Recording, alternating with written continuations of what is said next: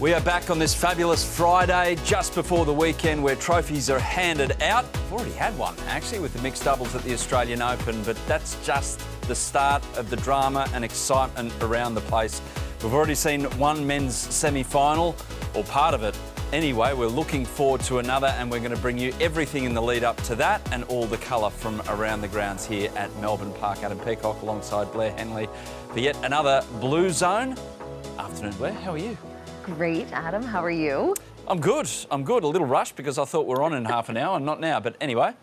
Surprise. We're here. We're here. And so is El Rey in the studio. We thought this is such a big weekend. We'll bring you in the studio first up for a chat. I'm honoured. The last time I was on the couch with you guys was the first ever episode. So I'm honoured to be back here. It feels very full circle and I'm loving it. I'm loving being here with you guys. It's the best. Elle, you have done so many things over the course of the last 13 days. Has there been a highlight for you? Oh, honestly, my highlight happened recently. Me flossing with the flossies. Did you guys see that? That was so iconic. For no reason at all, it was so iconic. That has to be one of my highlights. I think all of it has been so incredible, but that's pretty up there. And what about today? What have you got for us today out and about? We're obviously going to bring you everything that's happened on court, but it's off court as much as anything here at the Australian Open. I'm the CEO of Bringing the Vibes. 100%. Put it on your resume. Oh, I will. I'll say Blair told me I should put it on my resume. Top line. 100%. We're going to be bringing the vibes, like I just said. We'll be going around speaking to some of the fans, see how they're feeling. I think, you know, that's the best part, just going around. We're going to walk around hopefully Garden Square, Grand Slam Oval, just speak to everyone, see how they're vibing over this, like the next couple of days. We've got some really intense tennis coming up. And speaking of really intense tennis, Elle, we took the court earlier today. We made a deal at the beginning. I was going to take you out, teach you a little tennis. You were maybe going to teach me a little TikToking. Oh, wow. Oh, the warm-up too. We had the warm-up. Elle's footwork was extremely impressive. Look at that explosion. I'm a good explosioner. What's not a word, but it is now. You know what? I think I had too much oomph in my explosion, especially with the serve. But I think we're going to see a lot more of this footage tomorrow. This is like a bit of a highlight reel, but we had the best time. Still in my outfit. I thought I'd show everyone my tennis fit today. The tennis fit is looking fantastic. I will say that around a Grand Slam, I reckon it's the case in Australia. I always notice when I go back home, it's hard to get a court for the next month or so because there's a real uptick in the sport. I do wonder if there's like data around like at the US Open as well about what you've obviously become really attached to the sport in the last couple of weeks and you already love the sport, but actually getting lessons off a professional tennis coach over here and, you know, learning everything about professional coach. I think I'm going to be really attached, like you said. I actually believe that there'd be an influx of people who want to play tennis. Like I reckon just local courts would be like they are crazy booming. But yeah, I'm going to have to hit back on the court after I've learned all my skills now. That's right. Well, you know, Billie Jean King always says you have to see it to be it. And there are a lot of people seeing it during this Aussie summer month. So. Yeah, definitely. We're looking out there. It's interesting right now that I think a lot of the crowd has stuck around from the Novak early retirement against Sasha Zverev. Newsflash, by the way, if you've missed all of that, it happened. Huge newsflash. We're going to get to it in a moment, but there's this big crossover and there's an intense build-up to Jannik Sinner and Ben Shelton, Blair. That's right. And I do think that a lot of these fans will likely stick around. Again, as I said, I got to go out onto the grounds this week and experience the festival that is Melbourne Park during the Aussie Open. And so I hope a lot of these fans stay. There are screens everywhere you look. People can eat, they can sip whatever they would like and watch some tennis on the screens. And those who have tickets, head on in. And Elle, you're going to be out and about reporting back live. 100%. I hope everyone stays. It's more people to talk to, more people for me to chat with. But, you know, Melbourne Park, especially during the AO, like, there's so much to do. You can stay here from morning till night and still not see everything. Trust me, I still haven't seen everything. Yesterday I was walking around and I was like, I didn't even know this area existed. And I've been here every single day doing what I've been doing. So just imagine, like, it would just be incredible for these people if they've, like, you know, gone to that first match and been like, oh, bummer. There's so much to do. And guys, stick around because I might talk to you. Yeah, exactly. If we're lucky. Elle's heading out right there. Over the weekend, we're going to see that piece with Blair and Elle and the tennis lesson at the National Tennis Centre. Get excited. Looking forward to seeing that. But for now, let's hear from Novak Djokovic after his retirement after one set in the semi-final against Sasha Zverev. I didn't hit the ball since Alcaraz match, so until like an hour before today's match. Yeah, I did everything I possibly can to basically manage the muscle tear that I had, and yeah, medications and I guess the strap and the physio work helped to some extent today, but yeah, towards the end of that first set, I just started feeling more and more pain, and it was too much to handle for me at the moment. So unfortunate ending, but I tried. If I won the first set, I mean, maybe I would try, I don't know, a few more games, half a set, maybe a set, I don't know. But it was getting worse and worse. So I knew even if I won the first set, it is going to be a huge uphill battle for me, to stay physically fit enough to stay with him in the rallies, for another, God knows what, 2, 3, 4 hours. I don't think I had that, unfortunately, today in the tank. It's a muscle tear. 2 years ago, I could have, I have managed it better. On the court, it didn't bother me as much. This time, that wasn't the case. So, in this kind of instances, you just, I guess, you have to try to do as much as you possibly can in the shortest amount of time, and that was the case. Yeah, I had an extra day, so 2 days, no match. So I thought, it's going to be good enough, maybe. But, that wasn't the case, unfortunately. You've been such a great champion here in Melbourne. You had your family here this year. Is there a chance that this might be your last Australian Open? I don't know.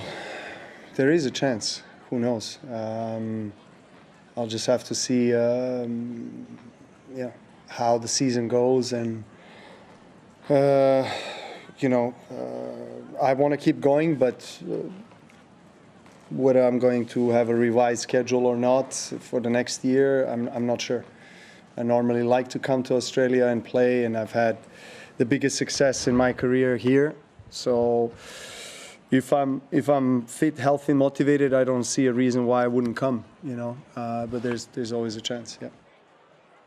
I have to examine more this injury. When I go back home now to Europe, I will. Get together with the medical team and my physios and try to understand, what we can do in the quickest way to recover and get back on track. I still have a Doha tournament in a few weeks' time that is scheduled. Whether I'm going to play it or not, it really does depend on how quickly I recover. But I had success with the quick recoveries in the past. Let's see. It just depends on the muscle and how it responds to the treatment. I'll keep going. I'll keep striving to win more slams, and as long as I feel that I want to put up with all of this, I'll be around. Well, tough stuff there from Novak Djokovic, and we are now joined by someone who saw it all happen live. Roger Rashid, thanks for being with us back at the Bluezone. No, thanks for having me. I didn't know whether I was going to get invited back, and I wasn't, so I just forced myself in. Yeah, you ran through that glass pane. You had another guest. Incredible. And I just said, get me on. No, it's fair. It's time. It's fair. It's the big matches. It's the weekend, Adam. And you've got to step up and perform, and that's why I needed to take the chair. Well, as long as we're not going to do a push-up well, challenge. Actually, Blair messaged me and said, Adam's boring me. No, that too. I need stimulation. And here you are. Correct. We love it. OK, enough of the sparkling satire. Let's get to what exactly happened on Rod Laver Arena. Rog, did you notice, you were calling the match for radio, did you notice that Novak was in trouble at any point during that hour plus in the first set? It was interesting because there was the match started off that they were engaging early. Then Novak had he had a game where he couldn't find his first serve, could he? And he battled some, had to save set points. And then all of a sudden, he went into a scenario where he had love 40 on Zverev. And from that moment on, there was some, he was obviously disappointed that he didn't make that game, and he was unsettled. There's no doubt about that. A little unsettled, and he was low key. There was a different type of body language. The body language was, and maybe he was just trying to stay in his own world.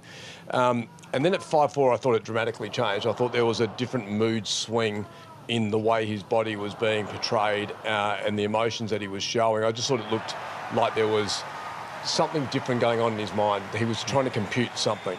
And then, obviously, at the end of that set, for him, that shocked me, though, to be honest, Blair, Adam, that there was no call of a trainer. Take my time, call the trainer, have a injury time out. If I am feeling something, do I take some more medication? Do I sort of go with a little bit longer and then see what it looks like and then make a decision? So I guess that's what shocked everybody, didn't it? Mm.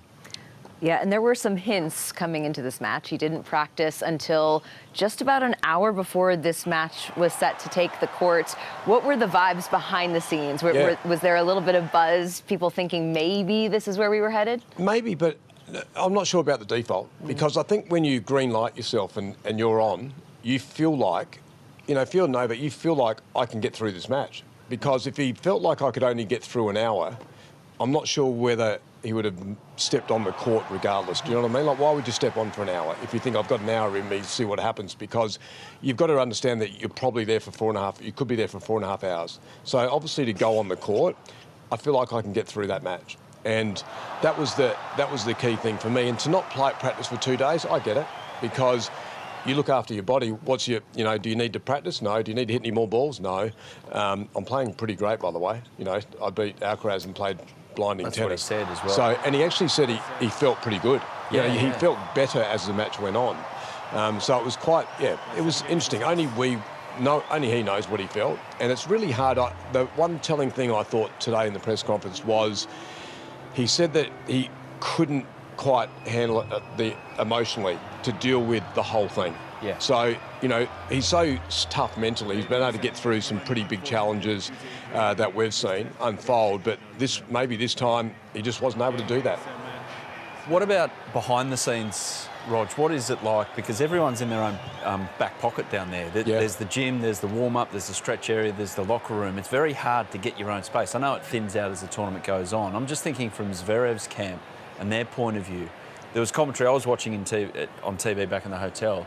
The commentary from Jim Courier, John McEnroe, was Zverev's trying to play Novak how Novak's feeling rather than just staying in his own zone.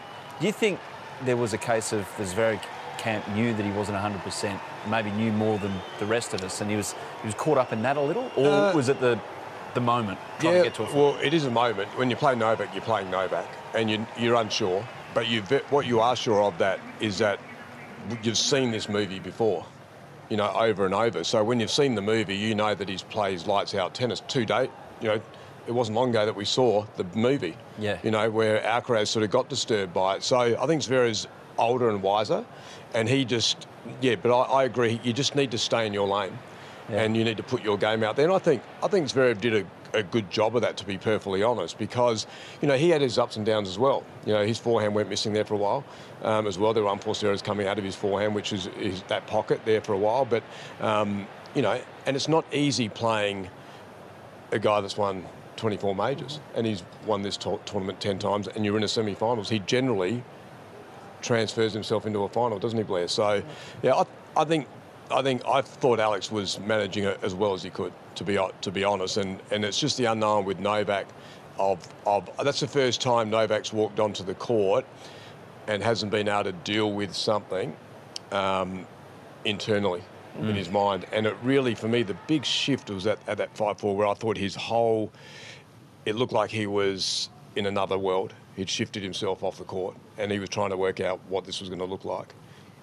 Yeah, I was just going to say it's so surprising, and Zverev acknowledged it on court because, as you said, we've seen the movie before in 2021 when he had the ab tear, in 23 when he had the hamstring tear, goes on to win the title. So I think maybe, is that why this was so jarring for us? Because we've seen him overcome insurmountable, seemingly, hurdles? Yeah, and I just think you've got to, that 100%, because he's been so resilient. And there've been, a 3 centimetre hamstring tear. You know, Adam, you'd be out for about 9 or 10 months. You know, but I'd retire. Yeah, you'd retire. I don't know what I'd be doing there in the first place, but I'd retire. So I think we've never seen, you know, in the past, early on in his career, yes, there were some defaults. Remember in majors, there were defaults in majors. Couldn't quite handle he couldn't handle the environment. It was one here, wasn't it? Yeah, and what was going on with his body, and so he was pulling out of the majors. So this was almost, you know, something that happened in the past turned up again. Father Time, we all know, Yeah. is undefeated, the undisputed champion of the world in athletic pursuits, because eventually the body catches up. If you're, and we can only presume, and Novak said in his press conference also about the Andy Murray arrangement, we haven't talked about that, we're still processing today, but we'll discuss that in due course, see if it continues. But if you're his team, do you just go chips in on preparing for Wimbledon and maybe dance around the clay court season with his body, or do you just let him play a normal schedule, whatever the body permits? I don't think his schedule will be normal. I think it needs to be catered for where you want to peak. So it's just peaking for the majors. So that's all he's interested in. He has no interest in winning another title anywhere else except the majors. So how do I get there? If I need 3 clay court tournaments beforehand, I play those, because you need a hardened body. You need a competitive body to win on clay at the French Open. You can't just turn up and have no legs. So you can't, and all the training won't get you that. So he needs match play there.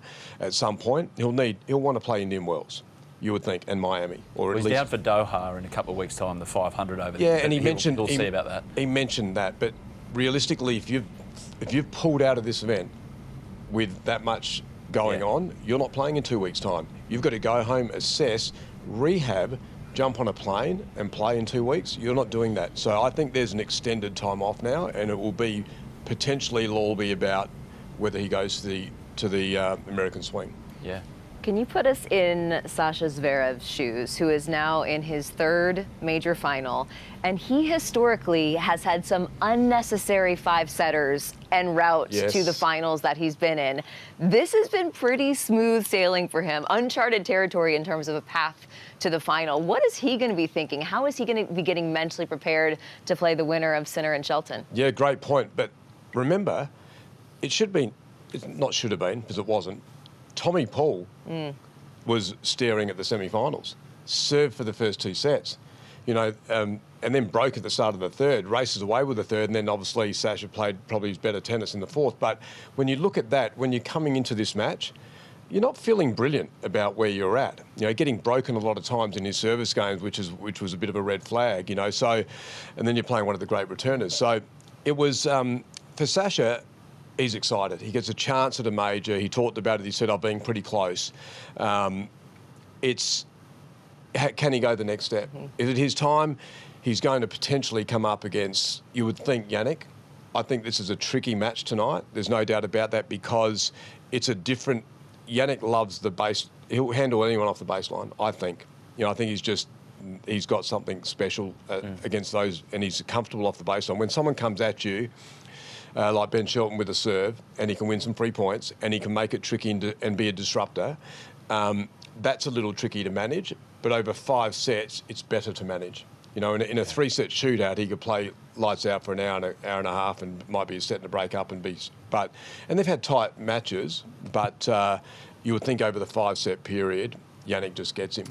Is the word that Sinner is clear of what hindered him so 100%. badly a couple of matches ago? He was 100% yesterday, a couple of nights ago, and actually he was feeling a lot better the day after that match. You know, he was starting to get on the improve, and we saw he was 100%. He was lights out. Do you think Ben's got it? I mean, you've always got a chance when you lace him up, right? But realistically, where do you think it sits? I think if Ben was watching Madison Keys beat Iga Swiatek last night, when I don't know that there were many people who thought Iga Swiatek was going to walk off that court a loser last night. I was Did you? 100% Madison Keys. Okay, well then we met our one here. For 2 days, I was 100% Madison Keys. I'll tell you why. Unique in many ways, Roger. Yeah, but I've always loved Maddie's ball striking ability, her heaviness of her ball. She won Adelaide, comes in with a lot of form, and I just believe that if she was able to find enough first serves, I knew a second serve might be a bit of an issue, which it was at times, because it was so light, it didn't really have much going on, but I thought if she could defend, just at her best for that night, just at her best. She's not a great defender, but at her best, and get a few balls back, there would be opportunities. And that she had probably her best defensive night. Just getting a racket at full reach and finding the ball that went back to the... So I was always a Maddie Keys, and I've always been a fan going, gee, I wouldn't mind getting on the court with Maddie Keys because she's got some big game. Ooh, love to hear this. And I love that. I've always loved the way I think she's one of the most purest ball strikers in tennis. Just not women's, not separate them, just in tennis. And I just thought, and I was so excited that she actually found the way through, because one thing's to get there and you're almost there, but just to find the way through.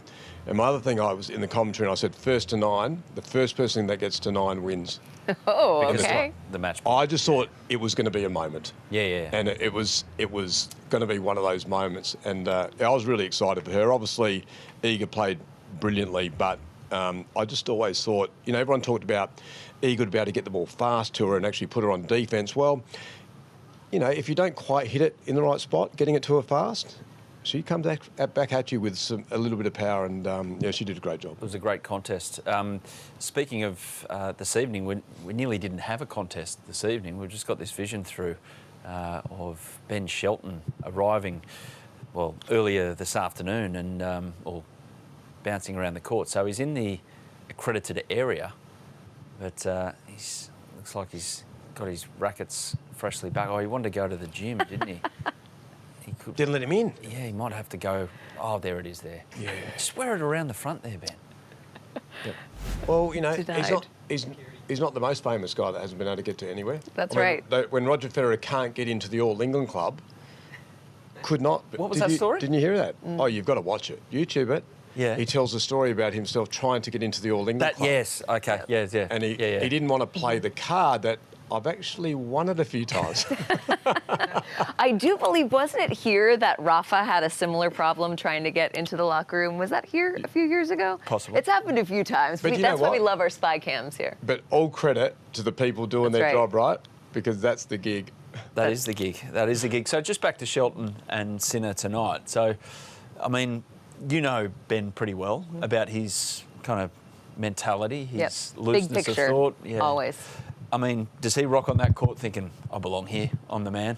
Or 100%. is it like, oh, okay, big chance here? No, I think he absolutely rates himself, which is my new favorite thing to say. He believes when he steps on the court that if he plays his game, he can beat anyone that he's facing, 100%.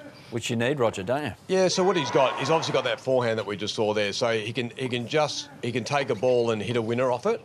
And he'll go for he'll play a low percentage ball and be happy about doing that, taking that ball on, and it will be in a big moment too. So he's happy to take a cut of the ball and see what happens. So that bothers you if you're at the back. If you're at the back of the court, he'll serve volley. Obviously, he'll need to serve at a premium. You can have a great serve and a big serve, but when you play the best players in the world, it's a different type of mentality when you stand up on the line, because you're now playing someone that can return at a premium, and you've got to get your serve right. So that'll be one thing to watch. We'll be interested to see the mixture that he has between serving and staying back versus serving and coming forward and serve bowling.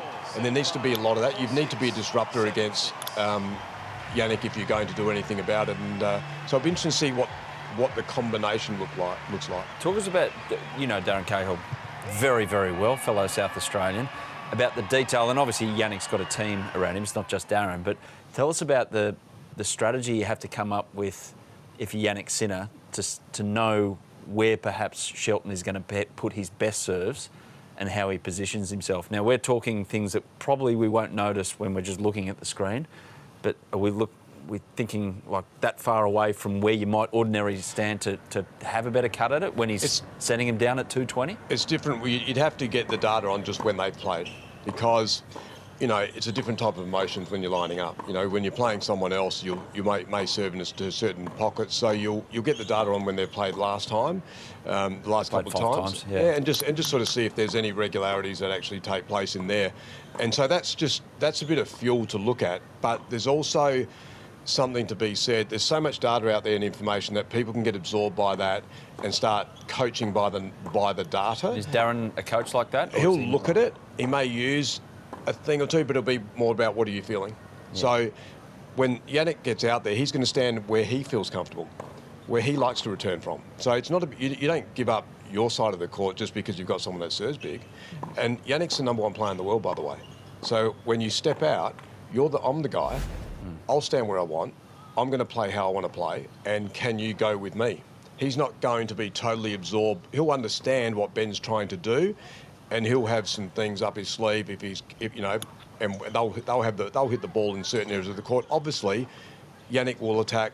Whether he goes to Ben's forehand hard first to open up the backhand side, or he goes directly to his backhand side. He hits the ball so big, Jannik, off the ground that he can get it to your backhand side. The reality with Ben also is, through the tournament, if you look at his percentages off the back of the court, where he started at about 40, winning 40% of the points in the rally. Now he's down in the 20s, once the ball's in play off the back of the court. So it shows there's, and that's not an unusual stat for the way he plays. Mm-hmm. And I just think, for Jannik, if he manages his side of the court, let's see how does Ben deal with him. So really, in these moments, how do you look after your side of the court to put your game out there? It was like Maddie Keys on. I was saying in the commentary last night, in the first early part, until she was 5, she breaks 2-love, but she never got settled, and she was overhitting the ball because she thought, if you had have listened to her interviewed beforehand about Iga, she was talking about, I've got to do this. She's such a great meter. I've got to do this. I've got to play at this level. And it was almost like she got lost thinking about her opposition, the opponent versus, I've just got to put my game out here. I've got my game. And once she settled into just her game, wow, was she a different player. Just one bit of vision we want to roll in before we let you go, Rog. Yes. While we'll take the opportunity. Of course, it's the 20-year anniversary. Yeah. Of your magnificent coaching role in getting Leighton Hewitt to a final. Were you having a go at me there or not? No, look at those arms. Well, not just from Leighton, but can I talk to you rocky boulders. Well, can I talk to you about that? So Nike wanted Leighton to be in the cutoffs, right? Mm-hmm. Yeah. So, and I said not until we've got the frame to wear the cutoffs, by the way. And so you can see there, he's now got the frame, and we had a deal that I will wear the cutoffs in the box as well in support of you wearing them. And so that was the whole idea. And so eventually it took 2.5 years, but we got his rig where it was actually in good nick. Coach Roger. There it is. Mate, I love you, mate. You're a legend. And Roger and I had a rough start together when he took over the reins, and there's no hidden secrets why I'm standing here today and number 2 and number 3 in the world, and Roger's got a hell of a lot to do with that. So thanks, mate, for all the hard work you put in. so you look a lot younger. Like I said 20 years ago, but looking at Fitzgerald and Mercer next to you, Wally Mercer and John Fitzgerald, that looked about 40 years ago, the way they look now. Gosh, Adam. Yeah, no, I've got to get in before they get him back. So. They're struggling. They are struggling. They're officially struggling. I'm not. Yeah. Well, let's just get a few things straight. I'm not, and they are. Okay. Blair, this is the terms of endearment for Australian mates. I love it. Well, really though, the sun's out, guns out in solidarity. That wins for me. I think that's a great reason to go. Hasn't been done before or since. So there you go. But can I just say that was a proud moment because of the effort. It was 2.5 years in the making of trying to have a crack at our home major, and we're gutted, and I'm still gutted with that, by the way. And on Sunday I'll have a little tear, but it had a tsunami of people watching, obviously, and around Australia. It was epic. The journey was, and it was the draw. His draw was crazy to get to the final. It was an epic draw that he had to get through. But then that night, that was the announcement of his engagement to Beck, and so we finished off on a happy note, and 3 kids later, and away they go. So it was sort of like a roller coaster of emotions. It was stupid. It was a ridiculous 2 weeks. Anyway, we loved it. But Adam, you are 100% right. Fitzy and Wally struggle. Yeah. And they're struggling.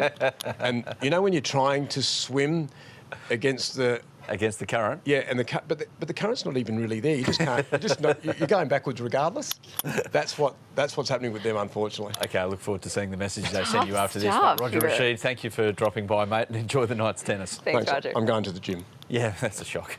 There's a real shock. Let's hear from Sasha Zverev after his progression through to the final. Sasha, look, congratulations. You earned your way into the semifinals. This is not the way this match was supposed to end. I just want to get your thoughts on Novak before we start talking a little bit about you.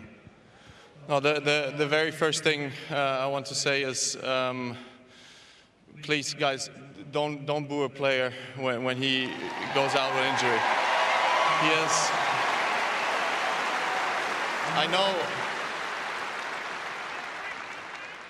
I know that everybody paid for tickets and everybody wants to see hopefully a great 5-set match and everything, but you got to understand, Novak Djokovic is somebody that has given the sport for the past 20 years absolutely everything of his life. And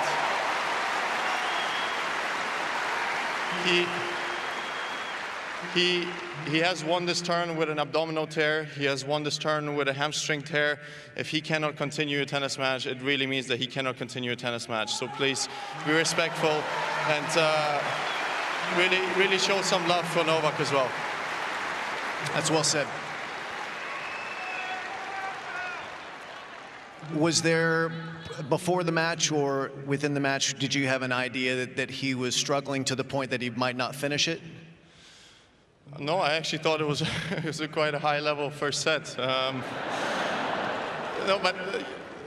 but I mean, like, of course, you know, there's some difficulties, and the longer you continue playing, then maybe the worse it gets. And the tiebreak, he was maybe not moving as well as in the entire first set. But I thought we had extremely long rallies, extremely difficult, physical also rallies. In the tiebreak, I did see him struggle maybe a bit more. But still, look. Of course, I'm happy on one side to be in the final of Australian Open. I'm in the final of a Grand Slam, but on the other hand, I'm being 100% honest. There's no guy on the tour that I respect more than Novak. He's been one of my closest friends on tour. Whenever I struggled, I could always text him, I could always call him, I could always ask him for advice. I was speaking to him for hours last year in Shanghai when I was really struggling mentally a little bit after the US Open defeat in the quarterfinals. And he's always somebody that helped a lot. And, you know, I wanted it to be a tough 5-set match as well. But, you know, it is how it is. He's won this tournament 10 times. And, again, I have nothing but respect for him.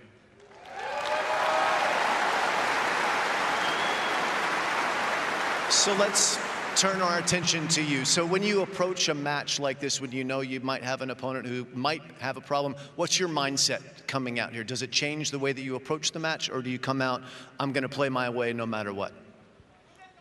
Well, not against Novak, to be honest. I played him here in 2021 when he had an abdominal tear, and he served 28 aces against me. So I was like, well, I have to play 100%. You know, I played probably one of my best sets of the tournament. Now, the first set, and I won 7-5 in a tiebreak while he was injured. So, but you won. Yeah. Well, I don't know. Maybe I'm not that good. Maybe Novak is too good for the sport. I don't know what to say. You're number 2 in the world. They don't give that to you. You have earned it, and it's been really fascinating and fun.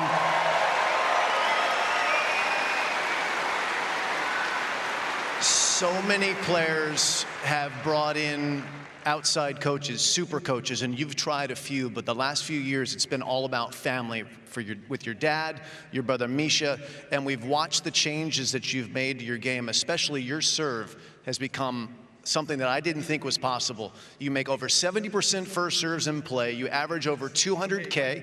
I'm telling you, it happens every day. I'm not gonna jinx you, I promised. I want to understand the change, how you made the changes, because we noticed your ball toss in the last couple of years has gotten much lower. It doesn't go up as high. How did that change come about? Because it's absolutely working amazingly well.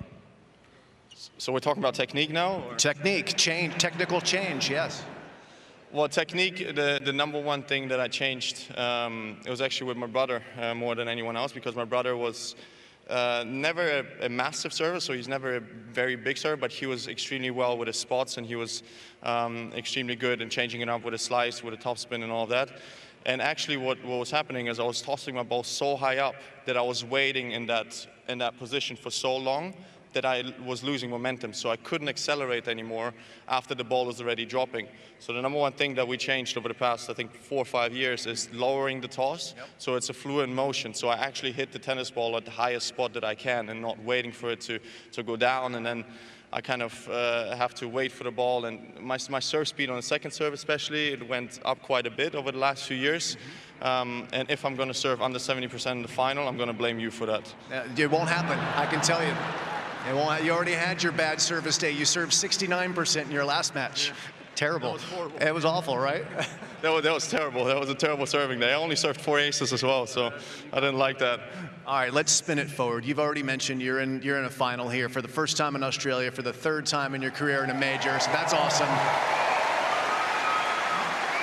And it's going to be either against Ben Shelton, the American, or Jannik Sinner, the Italian. So let's just preview that match and tell me what you're expecting in their matchups. I know, Sasha, you've played both of them. What do you think is going to happen in that one?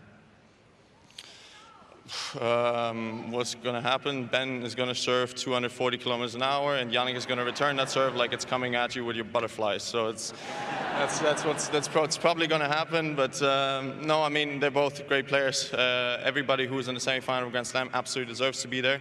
There's no easy draws. So yeah, I have tremendous respect for both of those guys, and I think it's going to be an entertaining match.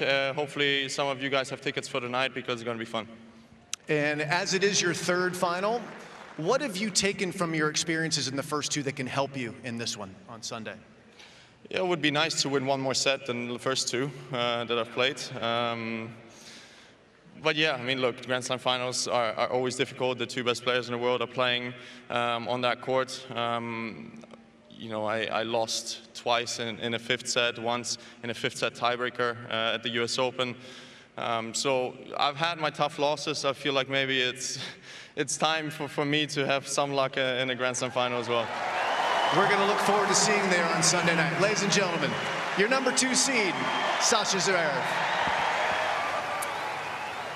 And this speaks of the remarkable nature of the domination of some of the greats in tennis at the moment. Zverev has finally made an Australian Open. He's just the 7th active player to make an Australian Open final.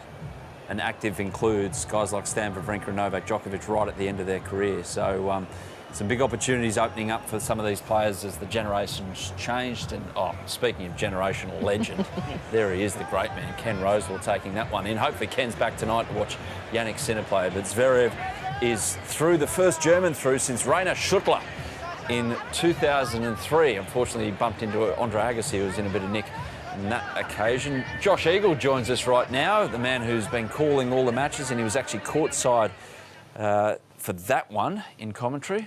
Josh, how are you, mate? Yeah, good to be here. Look, of course, a big shock. The stadium was in a state of shock. I thought it happened so quickly. And it was an unusual set, really. I thought it was a very flat Novak Djokovic, the way he went out there.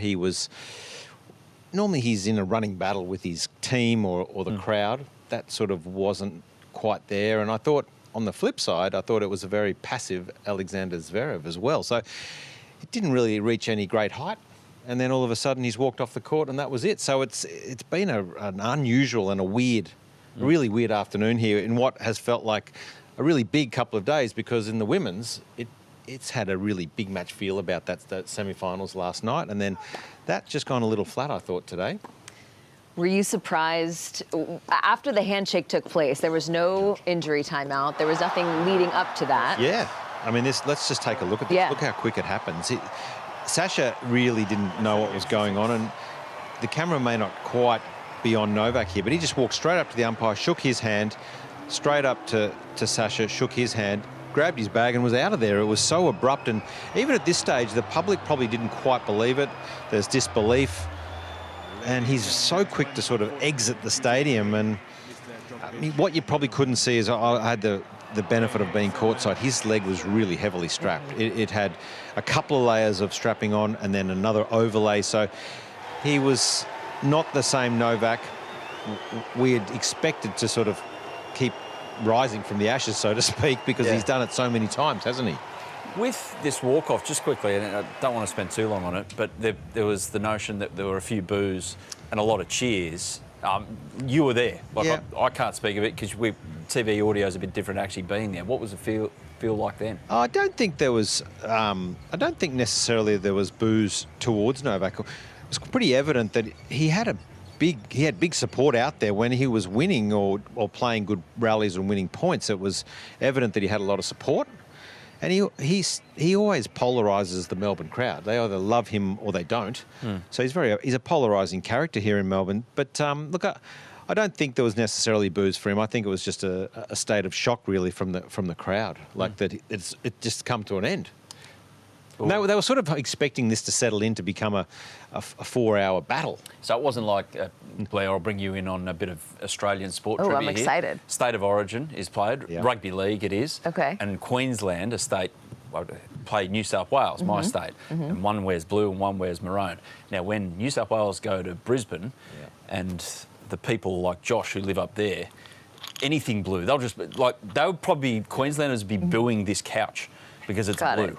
Like, they just love booing. Yeah. So it was nothing like State of Origin, Josh. No. I think they were very fair. I think the crowd's been fair with Novak all couple of weeks. And, I can't get into that at all because I thought that, they've been fair. Yeah, and I think just disappointment too. Yeah. Maybe booing out of, we wanted more tennis. Yeah, of course. I mean, a ticket for the semi-finals is a big ticket here. It's hard to get. They sell out rapidly, and any time you've got Novak up against Sasha Zverev, they're hard to come by. So it's a Friday afternoon. It's pumping out here. The weather's beautiful. It's a cracking Melbourne day, which you don't get that often. Good or bad for Sasha Zverev, this situation? Good, really good. I think he's peaking he's the best player, I think, in the open era. I think if you go back as far as even in the 70s, 80s and 90s, I cannot think of a better player who's had more success without winning a Grand Slam. You're welcome to throw a few names in, but he's my number one player who I think has yet to win a Slam. Given he's number 2 in the world, he won 2 Masters Series last year. He served for the US Open, as you would well remember. He should have won that one. He was 2 points away, and he's been up 2-1 a lot of the times in big matches at Slams. So I think that's a massive bonus for him that he gets an easy match and gets a couple of days off. Yeah, I can only think, because I'm Australian, I'm biased, but I can only think of like Mark Philippoussis, for instance. But that was more to do with the fact that he couldn't get his poor old Flip couldn't get his body right 100%. If he doubled his time of his career, I've got no doubt he would have won one of them. Remember that Wimbledon where he was in control in a match against Pete Sampras and something happened to his knee. So, but Zverev, the longevity without, that's what you're saying, the longevity without a success. The longevity, and we must take into account, he's played when there's 3 of the greatest players of all time have played, and history will suggest it's near impossible to win a Slam anyway. So that's why, for me, I feel he's got to be right up there. And this is so big, to manage your body over, it's not 2 weeks, it's really a 3 to 4 week campaign of Slam. You get here a week early. There's so much to manage. It's not like a regular tournament when you're there and you play every day and then you lose and you move on. It's about managing your team, yourself, your emotions. You're at a place for 3 to 4 weeks. You've really got to settle in. They're so hard to win, and that's why he hasn't won one yet, because he hasn't quite come up with the right formula. What do you think the scar tissue is like for Sasha, having been 2 sets to love up twice? Is that floating around in the back of his mind? He seems to have total belief that he can get it done. He's a very honest character. That's what I like about Sasha, and he openly speaks about, I'm number 2 in the world. I shouldn't get to number 1 in the world without winning a Slam. That's not how it should be. So he's a very honest character, and he talks openly about how he wants to desperately win a Slam, and that's all he really wants. And I think one thing's of note, Blair, that during the Asian swing last year, he got on the phone to the racket manufacturer, which he uses. He's used his whole career, and he said, look, I just need more power. So the moment he flew in that next morning from Shanghai, he went straight to Austria, to the head factory, and tested different rackets, and has come up with a new racket. He's got a slightly thicker frame. It's 2 millimetres thicker. It's a softer composition. So, you know, the numbers are sort of saying he's hitting on average 5 to 10 kilometres faster, because he just felt like he needed to do something different. And I guess I love that attitude about him, that his arrogance in terms of what makes him so good, he's vulnerable knowing he needs to get better. How long does that take to get used to an adjustment like that? Yeah, it's not easy. It's a very personal thing. Changing rackets, it's an intimate thing. It's all about feel, but with so much data and analysis around now, you can't dispute it. Like, you can go, well, this feels powerful, but if the numbers don't back it up. So, look, I think it's been a big change, and you don't really know until you're under the pump, like he has been today, and under real pressure to trust to swing at a shot and it feels right. So I love the fact that he's committed to that change. Not many players would do that or have done that, but especially when you're number 2 in the world. But he's done it. We saw Roger Federer did it in his career. He went to a more powerful racket as well. And you see what he's up against, Alcaraz and Sinner. These guys are smashing it. Yes, they are smashing it. 100%. And when you see Sasha Zverev making a technical change, and Madison Keys also has had a very well-publicized equipment change. Well said. Do you think that there are other players who are going to be thinking, let me get on the phone? Because I think for so long, tennis players are creatures of habit. They don't want to change anything. But now having these examples of players at the highest level who've done it and who have seen immediate success. Yeah, you're absolutely right. I couldn't agree with you more. And I'm one of those, well, I was one of those players and one of those people. I love technology and I love tinkering with my string and my racket. It's not so much, I think the string is the biggest change, which most of this generation have grown up with a polyester string, which gives you the power and the spin. And Madison Keys had polyester and gut. So she'd sometimes get that shot where it would just fly on her. She'd lose control. But this racket change has been a stroke of genius for Madison. She can hit it, particularly her forehand down the line. She doesn't lose control of it. In fact, she was hitting something like 60 or 70% of her forehands down the line and winning 60 or 70% of those shots. So the numbers you can't dispute. And look, of course, there's no perfect racket out there. You're going to lose something. You'll lose a bit of control to get more power. But it's all about the string, where you can swing as hard as you want and the ball just eventually continues to dip and dips into the court. So I think you're right. I think a lot of players will be back to the drawing board. So how does Madison, as we see Zverev, he's walking around and he's doing press shortly, or think he's just done it, so he's just collecting everything so he can get back to the hotel and watch the second semi-final tonight. But just on the matchup, Keys and Sabalenka, I noticed about Sabalenka last night, obviously optimal conditions under the roof, control her court position, and she was directing cross-court really well. I don't know if that's what you saw, Josh, but how does Madison Keys try to counteract that? Yeah, it's a very good question, because I thought Sabalenka was excellent last night, and of course she has been for the last 3 years, we know that. She just seems unbeatable almost, I feel, on Rod Laver Arena, and I thought it was a really good match. I thought Badosa came out swinging. She went for it. She knew she wouldn't out-rally Sabalenka. So I think for Madison Keys, she's got to keep trusting what she's doing. What she's doing particularly well is she's serving very well, Madison. We know that she can get on a roll, she can hit a lot of aces, and she can win a lot of free points. She's going to have to serve very well and a higher percentage than usual. If she can serve up around 70% of first serves in, which would mean she'd get a lot of short replies, and try and build a bit of pressure by holding. And look, Madison, there's only really one way for Madison, and that's just full-out attack. When she is on the front foot attacking, we saw it against Rybakina, and of course we saw it last night against Iga. That's when Madison Keys is at her best, and that was one of the best women's matches I've seen in my life last night. It was so good. I had the privilege of calling it. I was pretty pumped up. I loved it.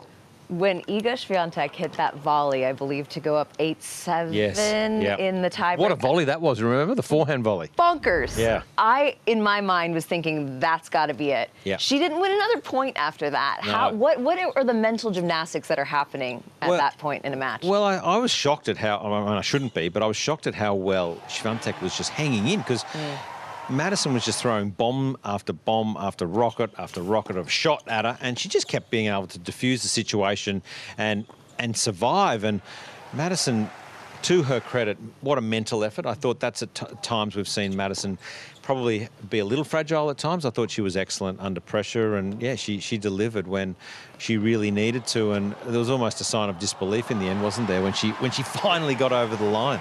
What does that mean for Iga, that loss? Yeah, I'm not so sure because, of course, a semi-final is her best result here, and we know how dominant she is on the clay. She'll always be dominant. I think she has a new coach, of course, with Wim Fazet, and showed signs of improvement for me. It's not the technical issue is not a problem as far as I see. I think it's more the mental issues. When she's being squeezed or under pressure, it's what's her coping mechanism look like? And we saw it a little bit in that second set. It just sort of ran through it a little bit, and of course double faulted in the biggest of moments. So I just think, you know, what makes her so great is she's so tough at times, but also it can be her weakness as well. Did you see that stat in the second set? You talk of that when she went way off. Yeah, didn't win a point on a second serve. That, like, yeah. How many times does that happen in a big match? Probably wouldn't have happened to her in her life. And it's extraordinary. What also was interesting, she'd only ever played 2 third set tie breaks in a match in her life. So yeah. I thought, wow, when it got to the match tie break, I was sort of a bit shocked that she'd only ever played 2. But it was again overall, like, the organisers couldn't be happier, and we were all thrilled, you know, for the level of tennis, and we're probably going to get it tomorrow in the women's final again, I would say, given the form that they're both in. We were talking about making technical changes to the actual equipment, but Iga Swiatek has worked on the serve, and you could see her maybe lose a little bit of confidence in that during that match. Does that sort of underscore how difficult it is to actually make a technical change while you're playing? I always admire players who try to make a technical change midway through career, because you've hit so many balls that's so ingrained, and it seems really hard to do. And generally, technique may evolve just organically by hitting with better players, and you might shorten your swing and stuff like that. But to make a technical change, and Madison Keys has made a technical change on her serve. She's bringing the foot up, it's helped her, because on her second serve in particular, she's getting up and more shape and more kick. And I love these photos, these pictures. It was phenomenal, and such a popular player, Madison Keys, and she's been so close back in 2017 when she made the US Open final. She probably felt that was a chance, one that got away. She gets one more opportunity tomorrow. How good. Josh Eagle, thank you for that summation. Yeah, thanks for having me, and how good's this show? Yeah, it's all right. And you dressed for the Bluezone today, which we greatly appreciate. The Bluezone, you got to wear blue, so I've done it. I know one thing. You Not wouldn't often be wearing that in State of Origin time, will you? Normally, it's all about Queensland here. Blair, I have a lot to learn, clearly. But Josh, thank you so much. Thanks, guys. Great job. Yeah, we're going to now send it out to Elle. Not sure where Elle is. Elle, where are you? Guys, I'm out here out front of RLA, and I've met some really interesting characters. Guys, what are your names, and explain your outfits, because I'm just so intrigued. My name is Rushil, and my outfit is actually from our trip to Japan. So the T-shirt, the shoes, and the funny hat over here, all from our trip to Japan last year, actually. Well, and you? My name's Akhil, and this hat is from when we went to Disney World. My favorite character is Goofy also. And this I got for Christmas from my grandmother, and this I got from Japan. And you? I'm the dad. My name's Harsh, and I am wearing a pink poop cap. Don't ask me where I got it or how I got it. Yeah, Djokovic retired, so I'm a bit disappointed. That's why I have this cap on. Very funny. So you guys have gotten all dressed up for the tennis. Did you come to watch Djokovic, or are you coming to watch any other matches, or just coming for the vibes? Well, I'm just a tennis fanatic, so this is my first Grand Slam, actually. So just come here for the vibes and just to watch. But was looking forward to watching Alcaraz. Unfortunately, lost to Djokovic, but still, I'm here to support Sinner and Zverev. Very good. And you, are you a tennis fanatic like your brother? I'm not really a tennis fanatic, but I'm really interested in the vibe and, you know, the crowd and everything. I also have a favorite player. It's Alexander Zverev, and I'm supporting him fully going into the finals. Ooh, very, very exciting. How about you? Have you just raised tennis fanatics, or are you one yourself and you've just made them become one of you? Yeah, no, I love tennis, and they've followed suit, and so we all have fun as a family now. I love that so much. So the AO, there's so much happening. What's been your favourite thing you've visited, whether it be marquee, whether it be food, or even if it's just going to a game? What's been your highlight for the AO this year? I think it would have definitely been seeing Djokovic up close during practice. I mean, the fact that he was just so near me, and I could see all his shots, his serve, his return. It was just wonderful to watch. Of course, that's a good one. You know, generally for me, it's been because we always watch tennis on TV, and, you know, seeing the behind the scenes, the cameras, and, you know, the players playing live and the reactions and everything is just my favorite thing about all of this. And Hun, you're on camera. Huh? Yeah, I am. Hello. And how about you? It must be so lovely to bring the boys here, and it's such a fun experience. I've had a wonderful time. The only thing is I've just been using credit card too much.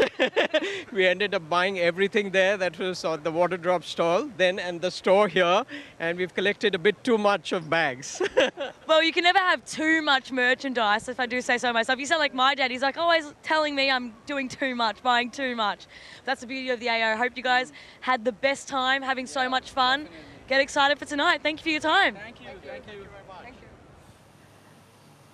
I don't even know what to say after that. They look like they're having fun, though, so all the best to that group.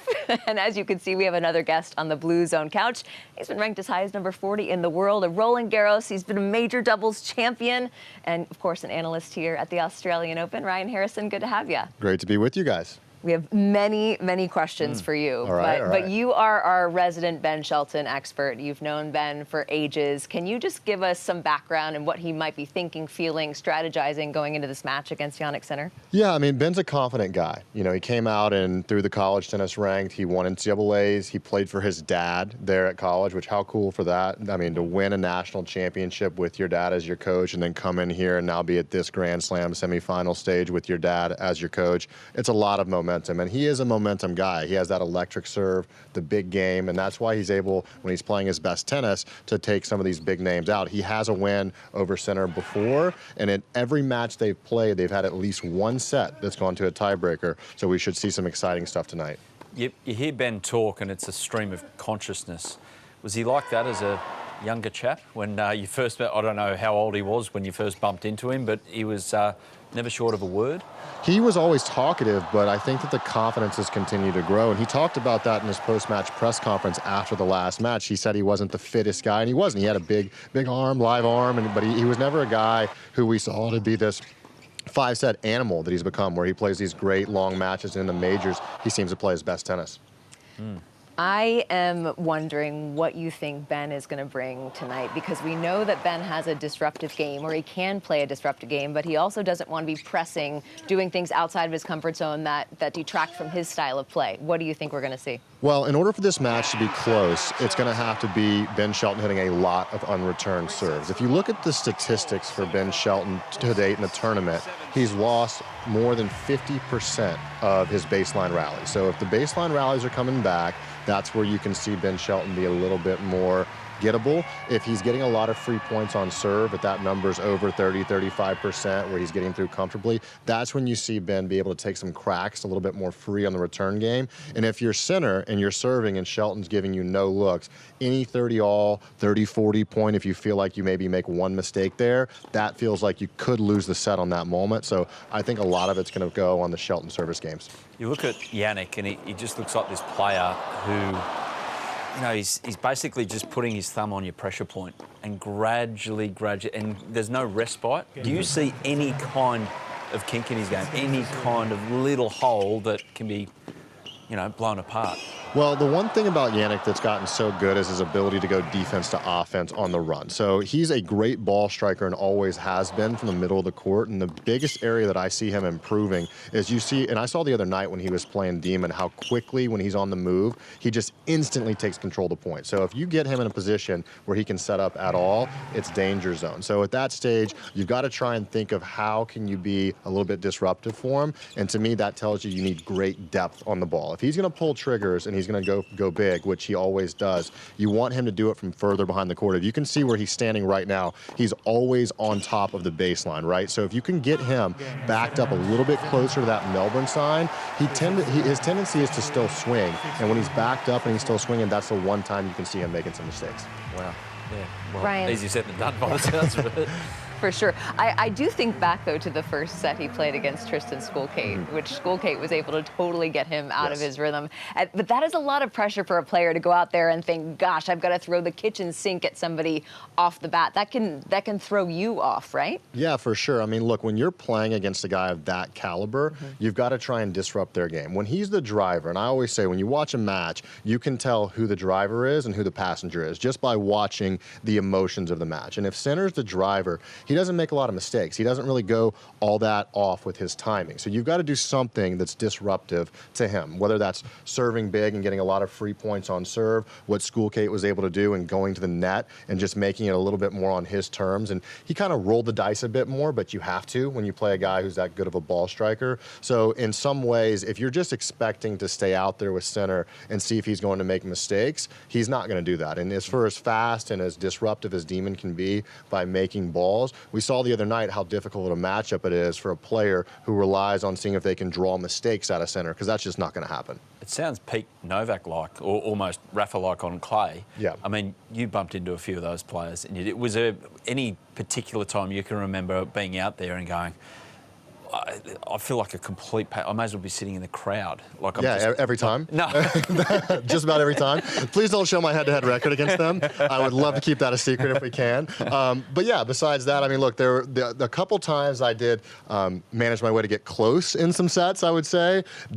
I served well in those moments, and I was able to be opportunistic on my breakpoint opportunities. They don't come a lot, but I think Novak said it at the end of last season when he played, or maybe it was the season before last, but the last time he played Shanghai and he played against Sinner, he said he reminds him of himself in the way that he suffocates you with the court. And that's how I felt when I was playing against Novak, whenever you feel like you have to play a perfect point in order to just get 1 point. And by that I mean he moves great, he gets a lot of balls back, he makes nearly every return, and then if you leave anything short, he's taking time away, not just on the forehand side, but on both wings. And I think a lot of times we saw people who can do damage on their forehand side, but maybe you get a little bit of reprieve if you can find their backhand. Sinner and Novak are similar in the way that if you leave the ball short on either side, you're immediately in trouble. Sounds like fun. It's not.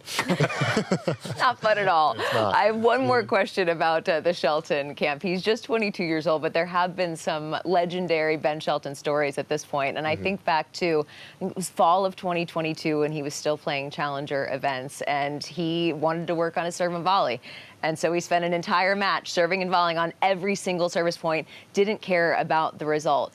In general, they've been very big picture focused. Can you talk about how Brian Shelton communicates to Ben and how they're on the same page? Well, first of all, how cool to have your dad as your coach out here. I mean, to have that you know dynamic. Something about that. I do. I had my dad who coached me and was a part of my coaching team always. And I can't imagine, anything better than watching your kid surpass you and then go on into the ranks of where they're at now. So how cool for the Shelton family, first of all. But then to talk about the game, yeah, I mean, look, to have that buy-in and that trust and that familiarity that they have.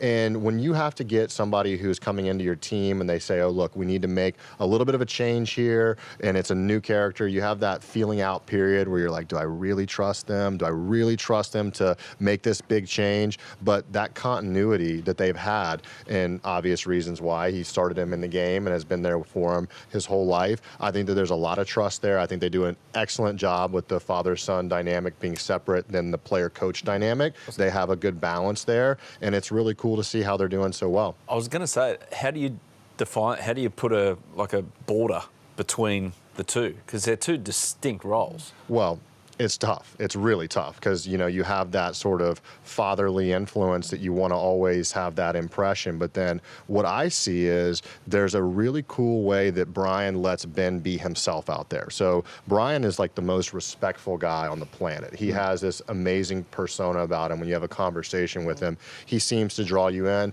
He's soft-spoken, but he's confident, and he delivers things in a way that you believe what he's saying. But then when I watch him as he's coaching Ben, and we saw that a little bit in the match, and you see Ben's personality and that exuberance that he has when he flexes his muscle after he wins a big point. And then I look over at Brian, and Brian's like, yeah, let's go. And he's kind of pointing at his muscle also, and he's able to help Ben in a way. It's just so cool. You see the embrace there on your screen with Brian and Gail Monfils. He has that love from all the players in the locker room, and it's just a really cool dynamic they have. Yeah, because we've definitely seen some parent-child relationships not be particularly healthy. It is great when it's great, but we've seen it not be so great. So it is a balance that you have to strike. Yeah, well, it's an individual sport, and that's the hard thing about some parents that start their kids in the sport and they go to a certain level. And there's a certain level when you're young where you just say yes and okay, and you're kind of like a soldier. And then as you become better in the sport, you become more of a CEO. You have to make your own decisions out there, and you have to be able to,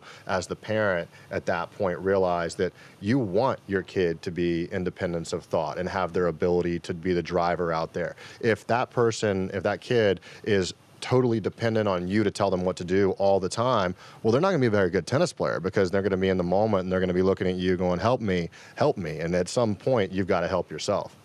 And then they can't even do things in real life, like apply for their driver's license or get car insurance. Or that's right. That's right. Trust me. Speaking from personal experience, very recently. Bloody hell, Noah.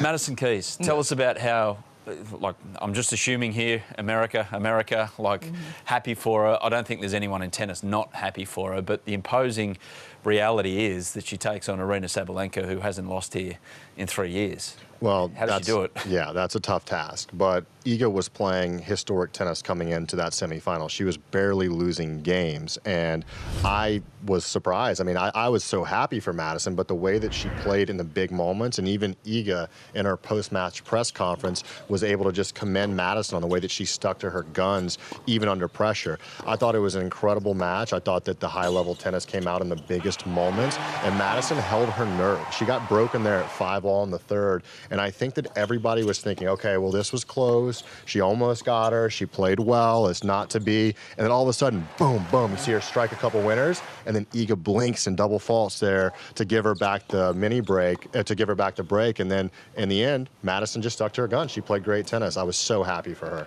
Hey, Blair, should we inform Ryan of the stat? Sure. The US stat? Oh, yes, go for this. Oh, no, is this a bad one? Ryan will appreciate this. You'll like this. You'll like this. So, okay. When there's a presidential inauguration, okay, good things happen here at Melbourne Park for Americans. 89, George Bush Sr., Yvonne Lendl. Lendl by then was basically American. We'll take it. Title. Yeah. Cool. 93, Bill Clinton, Jim Courier. 2001, George Bush Jr., Agassi Capriati won the title. 2009, President Obama inaugurated in early January. Serena won the title. 2017, Donald Trump inaugurated. Serena won the title. 2021, Joe Biden inaugurated. Australian Open was in February. Stat doesn't count. Okay. 2025, just had an inauguration. Okay. Donald back in. You're going to win it. America's going to win a Grand Slam. Hey, I mean, I can tell you this. It doesn't matter what stat it is. If it plays in your favor, if you're a player, you got to find some sort of trend. Yeah. There was times where I was like, you know what? I tied my left shoe first today, so I've got to do that. I played well. And, I mean, that would go to the craziest effects. I'd be like, you know what? I had ketchup on my burger last night. I'm going to have ketchup again. So whatever it is, just something to tell yourself, it's my time, it's my moment, so that way when you get there, you don't hesitate. So Madison Keys, inauguration yesterday or 2 days ago, I think now. Yeah. It's your time. It's your time for the country. I was actually going to leave the couch. Do you mind hosting the rest? I'm going to run down and tell Ben Shelton this just before he walks out. Oh, yeah, that's right. He'd love that information just before he walks out for Grand Slam I was thinking ahead to Keys, who's already in the final, but we got Shelton, who, you know. Oh, I'm going to give it to Maddie as well. Okay, perfect. Hand it over and they can do what they... Bjorn will take on that information. Perfect. Yeah, that plus apparently the secret has been Nando's. Yeah. We don't have those. Nando's. And just a little shout out to Bjorn. He has done an amazing job with Madison, not just as her husband, boyfriend, and coach. I mean, he has done awesome all the way through. And looked like he had no pulse. I saw him after the match last night, and I said, was there a pulse? He said, oh, it was pulsing. You just can't tell. I mean, it reminds me of Top Gun, Iceman. Like, he is just ice. Like, nothing. Yeah, that's how he flies. Ice cold, no mistakes. Bjorn, I love it. I love it. Amazing. Well, Ryan Harrison, thank you so much for joining us. Enjoy the call tonight. And we are going to throw it over to our friend Elle, who is out around the grounds. Okay, guys, I'm here with some professional players. How was your match today? Very good. It went really well. The crowd was great. I loved it. Yeah, smooth sailing. Who won? Full credit to the boys. And, we won, obviously, because we're the winners, but full credit to the boys. Okay, I love it. Now, on a serious note, what are your names? What are you guys here for? What's the vibe for today at the AO? Honestly, my name is Hamish. That is Jackson over there. We're just here for Cain. Love the DJ, love the tennis. I think it's going to be good vibes. We cheaped out on the rackets, badminton obviously, but honestly here for the tennis, it's going to be good. Well, you're looking great, even though it's a badminton racket. I'll give it to you. Cain sounds cool. Is that over at Top Court? No idea. We're just following everyone else. So we asked where Cain is, and that's our game plan. Okay, so you're going with the vibes. You're following the crowd. We absolutely go with the flow wherever we go. I love that so much. Is this your first time at the AO? I've been here a couple of times, watched Novak, it was good, but yeah, Cain, my boy, love him, so yeah, here for that. They've made it more of a social event this year. What's been your favourite thing that you've seen whilst being on grounds today? Full credit to the boys, absolutely. The grounds are insane, and the vibes are immaculate. Full credit to the boys. Who are the boys and who are you giving credit to? Full credit to the boys, and yeah, absolutely. Insane, the vibes are up. We're happy to be here. Go Cain.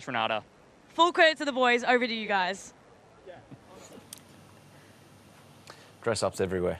We love it. Not quite as good as that kid with the goofy ears on, but still pretty good. They win the hat contest for the day, but we've got another contest in our head-to-head social poll. We are into the semifinals. Semi-finals. Semi-finals. Semi-finals. We're into the semi-finals, and we're going to check out who is going head-to-head in our social poll today.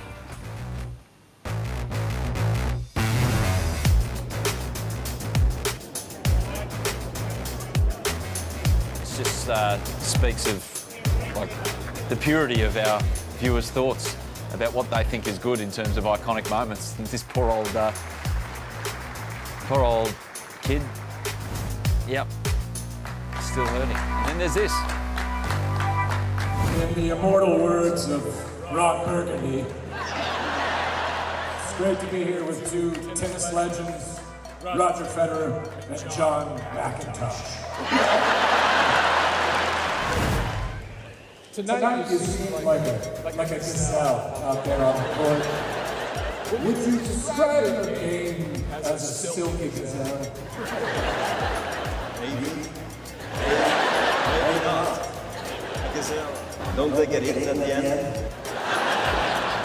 Not even fast. Okay, that's Quick good. question, Roger. 32 rules, you seem ageless. Are you a witch or a vampire?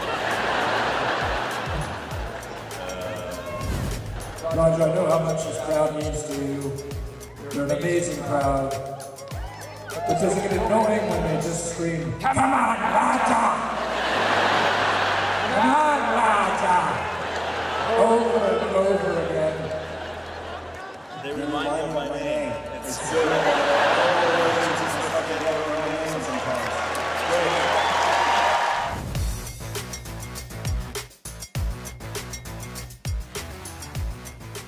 I don't think anything's getting near Ferrell and Federer, unfortunately. Unlikely.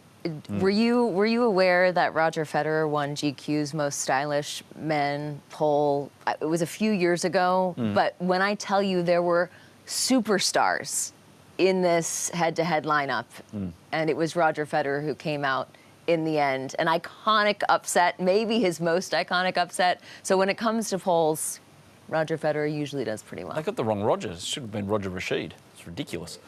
I mean, he has the guns. He has the guns going for him. Yes, but that brings us to our big three for the day, or three thoughts, as Adam likes to say. There's just three of them. Whatever they are, there's just three. My number one is very simple. Tennis is the best sport. And I will give you a full TED Talk on that if somebody were ever to hire me to do so. But last night, just a reminder that the women's semifinals at a Slam continues to be one of the best tickets in tennis. It's been like that for the past several majors, and it's one ticket for both semis, and boy, did the fans get a show last night, again, finishing off with one of the most exciting matches I've seen in recent memory with Swiatek and Keys. Support women's tennis. And tennis is just the best in general, so that's my number one. Yeah, they did well with the schedule. They reconfigured it. I remember a few years ago that the women's semis were on a Thursday day during the day, and then they'd have one of the men's semis at night, and they've reconfigured the schedule, and then they have a big event as well, inspirational women event across the road here at Melbourne Park. That's and then right. everyone comes and they invite some celebs, and it's a really good vibe, and it's a perfect schedule. Yeah, if you have not seen Tyra Banks walking the catwalk of the walk-on tunnel, you're missing out. Check it out on AO Social. That is very iconic. That could well be in one of our competition social It was a polls. Luke, for sure. Absolutely. My first thought is the fact that on this day in 1988, I watched a match which I was 10 years old watching, give away the age there, but I'll never forget, because this really, I reckon, 86 Davis Cup final, Australia-Sweden, 87 Wimbledon final was a little late at night for a 9-year-old, but this burns in the memory because it was the first ever tournament here at Melbourne Park, the Rebound Ace. Newly built Rod Laver Arena, the final, Pat Cash, Mats Wilander, 8-6 in the fifth. An absolute heartbreak. I remember being almost in tears watching this one because I loved Pat Cash. Still got one of those checker headbands at home. Should have brought it down, really, shouldn't I? There's still time. There's still time. But, yeah, amazing. So on this day, and, a match, anyone who witnessed it, especially as a young tennis fan, always remember that one. And Mats Wilander, hard to say a bad word about that gentleman, so don't hold it against him at all. All right, my number 2 goes to the thrill of victory and the agony of defeat, and I got a front row seat to that last night because after our coverage here on the Bluezone, we had an after show. We will have an after show again after Sinner and Shelton play tonight, but I walked down into the player area because I wanted to see if I could just see Team Keys and give them a congratulatory hug, which I was fortunate enough to do. I got to, as I mentioned, ask Bjorn if he indeed had a pulse because his face remained unchanged for that entire match when I was literally like this on the edge of my seat. So congratulations to Team Keys. But I was also down there as the WTA comms team was waiting for Iga Swiatek, who then had to go do press. That remains one of the most difficult things I think professional tennis players have to do is as an individual player, it's not like your entire team has lost. To have that kind of a battle, it's 1:30 a.m., 2 a.m. in the morning, and you have to go answer questions about an absolute heartbreaking loss. And seeing Iga walk through the hallway, and just a big shout out to her coach, Wim Fissette, who was obviously crushed for her. It's incredibly demoralizing as a team, but he stopped to say hello to me and to just talk about, you know, she's got to look at the big picture. She's so hard on herself, and it's tough as a coach to help a player try to see the things that were great improvements in Iga's game throughout this tournament. There were definitely some positive signs, and he just said it's just so hard after a loss because the best are so incredibly hard on themselves. So such a contrast to sort of see both of those things happening in the hallway just gives you a little bit of an idea of what goes on behind the scenes. It's not over after match point. Very well said. Yeah, very well said, especially about the loser having to front up to a bunch of virtual strangers. So hard. And explain themselves. My second thought of the big three, Jannik Sinner. So got the chance to watch a little bit of him in the previous round to last before the Demon match. And it reminded me again of how incredibly well he can move. And Ryan Harrison was just here saying that he can turn defence into offence, as you Americans like to say, like that. That's with right. one shot. Novak Djokovic, when he's at his absolute top, was the king of it, and Jannik Sinner as well. And it just reminds me of how well he was developed as a player, but also his background with skiing. So kids are taught at a very young age, if you want to be great at something, you've got to do the 10,000 hours. And here's Jannik as a kid. But you see these movements here around the poles or the gates. It's essentially what he does on a tennis court with the transference of weight. And his upbringing doing this, I am absolutely certain, has benefited an untold amount on his tennis game. And obviously he could have gone down this path and be skiing for World Cup titles and Olympic titles if he so chose. But chose tennis, obviously. Pretty good choice in reflection at the moment. Not to say he wouldn't have made it in tennis, but just have a look at him tonight when he's in the corners about how quickly he's able to get there, do what he has to do, and get back. It is incredible when you see it with your own eye, and you'll be able to pick it up on television tonight. This guy is some kind of athlete. Multi-talented. Is that some soccer that we're seeing, or football? Yeah, he was decent at that too. So Yeah, not bad. I have heard him talk about his background in skiing, and he said he actually prefers tennis because in tennis you can make a mistake. Yeah. And it's not the end. Yeah. In skiing, you make one mistake and it's over. So he You're was in saying hospital. how, yeah, exactly. He prefers tennis for the fact that you're sort of playing the long game. This is an interesting drill. I would, like next year for Bluezone, I wouldn't mind just say it's too late now to go back on reflection and go through them, but the 10 most interesting ways to warm up. The Carlos Alcaraz 1 foot on the wall and lifting the hip up, to me, is still the #1 seed. But this is interesting just to, these activation processes that they have before they actually go out is weird. And there's Darren Cahill again, looking completely stressed, as he does. Look at him, he's pacing the hallway, he's not sure what to say to his player before he walks out. And yeah. Good stuff. All right, well, that brings me to my #3, which is a shout out to John Peers and Olivia Gadecki, who won the mixed doubles title today. And they made history because it was the first time in the Open era that 2 all-Australian teams have faced off for the mixed doubles final. And it was a whole lot of fun to watch. One in a match tiebreak. So Kim Birrell and JP Smith were the opponent. JP's played a lot of That's college exactly tennis right. and everything. So A former Tennessee volunteer, and happy birthday to JP Smith. He turned 36 today. Unfortunately, couldn't get a win on his birthday. It's not his first mixed doubles final here. I believe maybe back in 2015, a long time ago, mid 2010s. But not to be for Kim Birrell and JP Smith today. But great stuff from John Peers and Gadecki. And gosh, what a last year John Peers has had, winning gold at the Olympics. I believe he's 36 years old as well. So great stuff from both of them, and a really neat moment for the Aussie fans. yeah, lovely guy as well, John Peers. Very happy for him, and big for Olivia Gadecki, who obviously didn't have the Australian summer with the singles that she wanted to, but she's looking to break inside that top 100 in singles, and this will do her confidence no harm whatsoever with John Peers, as you mentioned, who won the Olympic gold medal in men's doubles with Matt Ebden last August. That's exactly right. Do you have one more?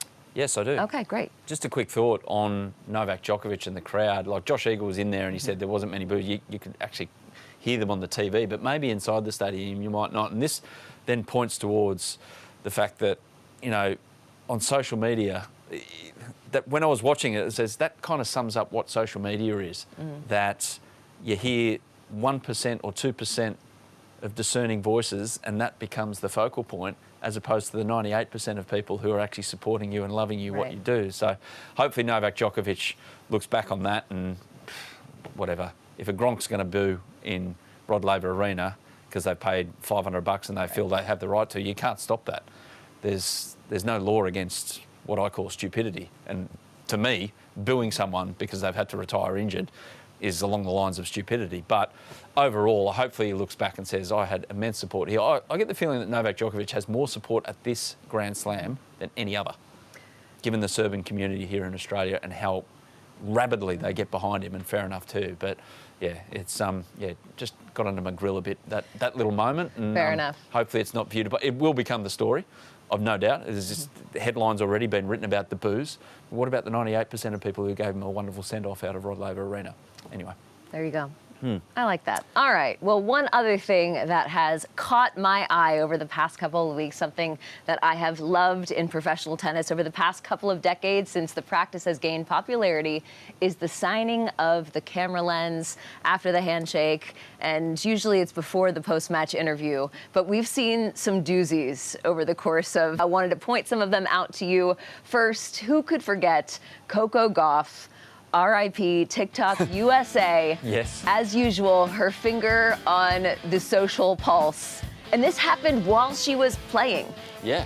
The ban went into effect while she was on court, and of course, Coco is on it. She knew it was coming, didn't she? She did. Good news is, With the broken heart to go along with it. Well done for Coco, yeah? well, good news is it was back again within It was. within a day. She said, I'll never be that dramatic again. Yeah. And that brings us to Carlos Alcaraz asking, I believe this was after his second round win, am I a serve bot? And I'm going to go ahead and say maybe not yet, Carlos. Maybe not yet. Oh, yeah, we have some of these. Well, the good thing in is studio. that they actually keep them. We'll bring them out in a second, Yeah, but we'll roll through. that's right. It's Emma Navarro. Emma Navarro shouting out the DJ who played Stayin' Alive down the stretch in, I think this was maybe her third or fourth consecutive 3-set match. She said it was appropriate and got her through, and she takes it to the camera lens.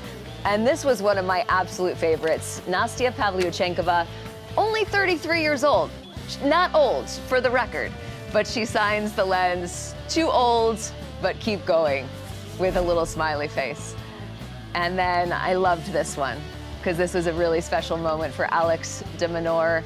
He signs No Place Like Home. I do think that there would be some pressure in trying to decide what to sign on the lens. I might be a person who puts some thought into it beforehand, just in case. I don't know if that would jinx myself. No Place Like Home.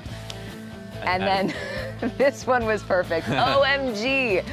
I think that's how we all were feeling at the end of this match. What just happened? And it's a neat way to see a little piece of the players' personalities. And we've got some of them in studio to show all of you. Doesn't come up so well on camera, does it? There it is. And then... that's Carlos. yeah. Am I a serve bot? We've got No Place...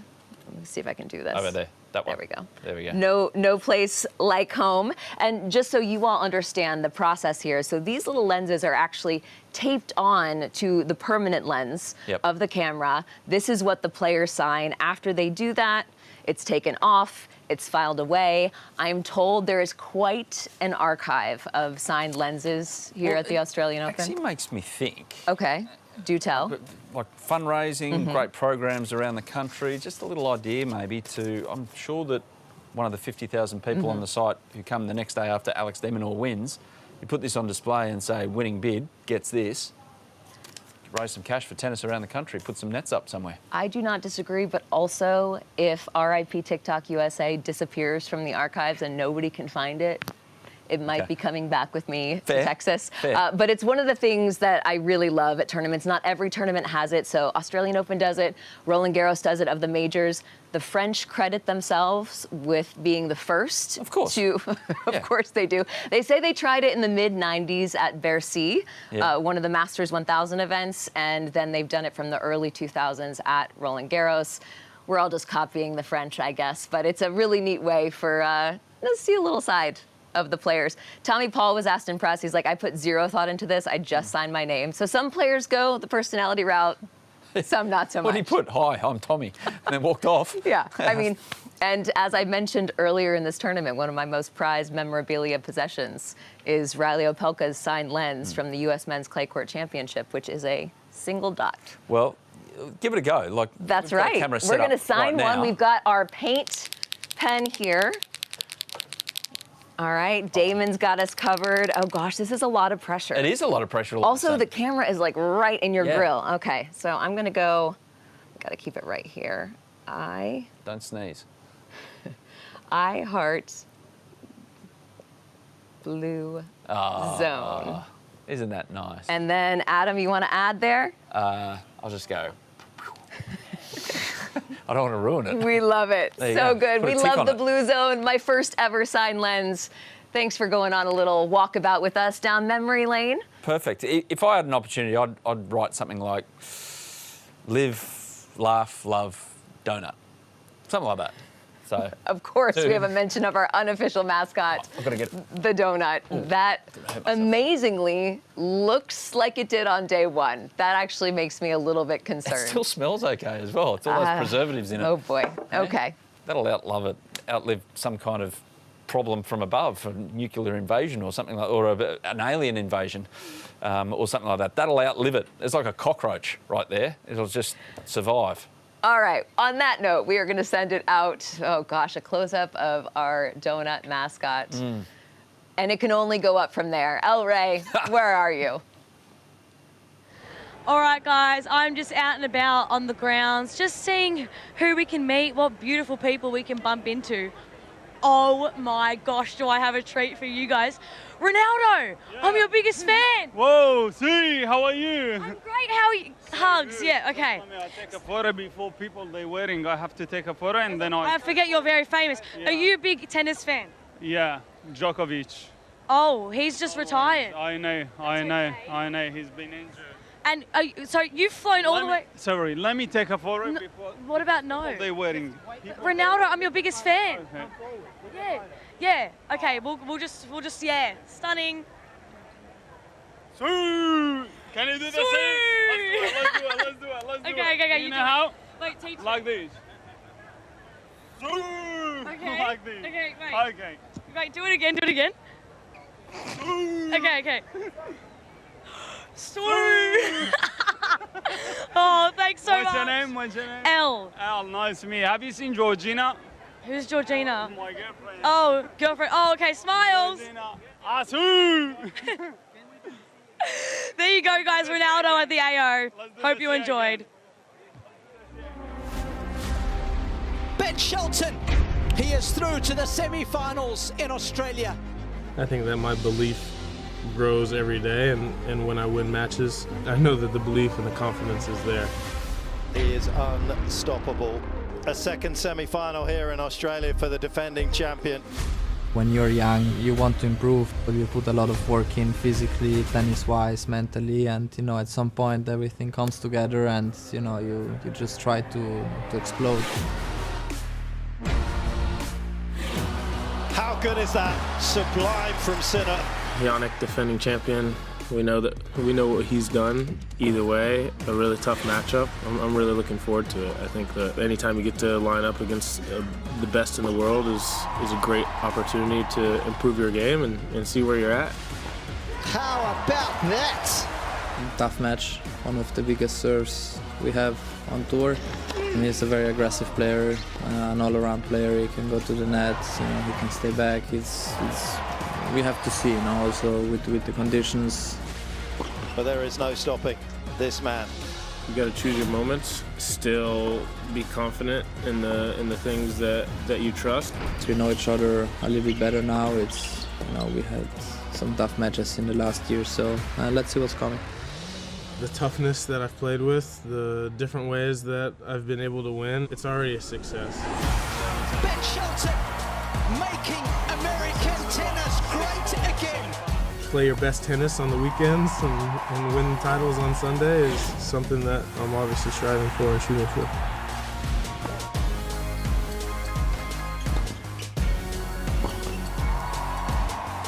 Trying to bring, some good tennis when it counts. Every match it starts with 0-0 and you just try to do your best. No, this is the only thing I can control. I try to be ready.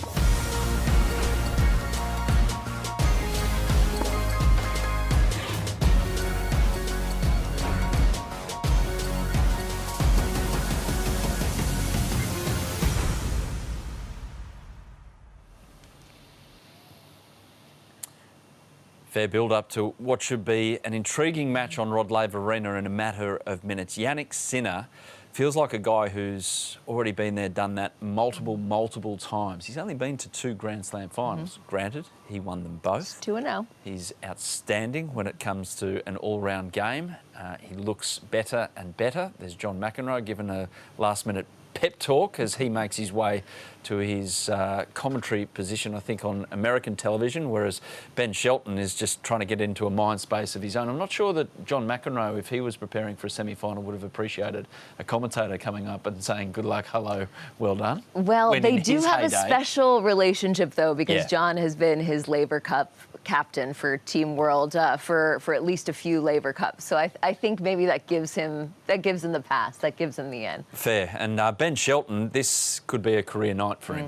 And when I say could be, he's 0-3 against world #1 players. His biggest scalp at a Grand Slam tournament is Francis Tiafoe 2 years ago at the US Open in a quarterfinal when he was ranked 10 in the world. So eventually this guy is going to have a big win that's going to truly announce himself amongst the elite. Is it tonight? Great question. I did do a little bit of research on how Jannik Sinner does against lefties. He's 27-10 for his career, But then I went back to when he became a fixture in the top 10, so maybe early 2023, and he's 12-1 against lefties. His only loss to a lefty was against Ben Shelton in fall of 2023 in Shanghai. So that doesn't really appear to be the chink in the armor for Jannik Sinner. Sometimes I call it the lefty bump, where sometimes lefties can frustrate certain players. Donna Vekic was in here earlier during the tournament. She said, I absolutely hate playing lefties. Don't think that's going to be the case for Jannik Sinner, but who knows? Yeah, there's Darren Cahill centre screen, and it was a weird one a couple of weeks ago. He announced that this will be the last season with Jannik Sinner. Just at the end of 2025, they'll go their separate ways. It seemed like an odd statement to make at the start of the year, but he's still going to do the full schedule with him. He's of course still working, Darren, with American television as well. But yeah, Jannik, I know I saved this for right before the match. I'm sorry about this, Blair, but I mentioned about his record against Australians a few nights ago, so I'm only being fair. Sure. His record against Americans, 14-0 at Grand Slams, and he's on a 17-match win streak. Sorry to drop that in there right before they're about to walk out on court, but Ben's in his match mode. He is in match mode, and I had the chance to talk to Madison Keys about how Ben Shelton is as a hype guy, because not only can he hype up himself, he can hype up other people. And she said that both Ben and Brian have been so encouraging to Madison Keys. She said, you know, they make me feel like, am I phenomenal? Was the quote from the piece. And that is something that I think Ben does incredibly well for himself internally, and same thing with his dad, Brian. The belief is there, and honestly, against Jannik Sinner, a player who has looked so impenetrable, that's half the battle, the belief when you step out onto the court. Yep. So this is the little holding area just outside the gym, and this is a cool little addition to everything. So everyone else clears out, and it's players only underneath there, and right in front of them is the Walk of Champions, which Jannik Sinner, of course, is the last screen of on the men's side. I love this. What a way to set the mood. You're seeing former champions play on the hallway big screens. The lights are dimmed. I'm hyped. Where'd Jannik go? One last bathroom break? Maybe. He's just gone out of shot. But, yeah, Ben's in his own little world. So a reminder, we're going to be back at the end of this match to wrap it all up. And if you missed what happened to Novak Djokovic against Sasha Zverev, he retired after a set. Zverev took it, and now he's through to the final because Novak gave it away with his adductor, we think adductor muscle injury, high in his leg. It's a nice little moment. Proving too much. So he is Gonski. He is out at the semi-final stage. Zverev through to his first Australian Open final, first German since 2003. We're about to find out exactly who will join. We sure are. Buckle your seatbelts, tennis fans, whether you're in-house here at RLA or watching at home. Make sure you follow all the action on social media as well. The Australian Open is doing some amazing things. But as these two walk down the Hall of Champions, we are ready to sit back, relax, and enjoy the show. We'll see you right after the match. Australian Open for a third time. Is this the year to win his maiden major? Ben Shelton making American tennis great again. He is through to the semi-finals in Australia. Sensational from Sinner. A second semi-final here in Australia for the defending champion.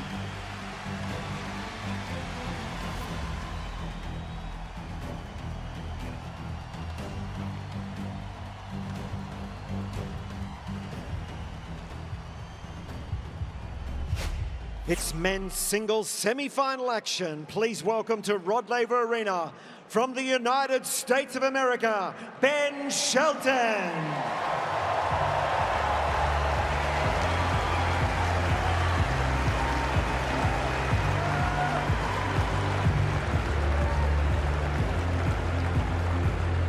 And their opponent, world number one, Jannik Sinner.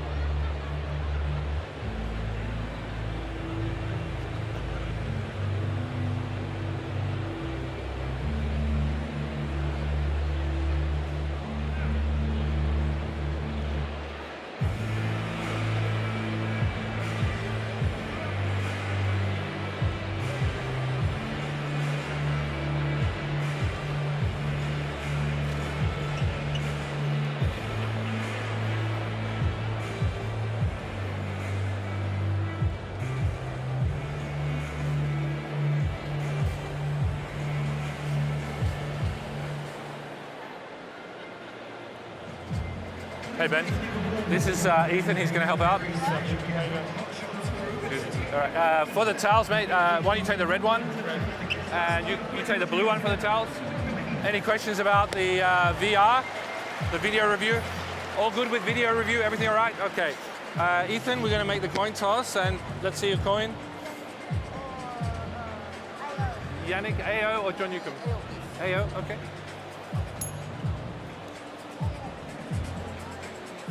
Serve. Stay here. Let's do some photos, I think, that way. Ethan, turn around.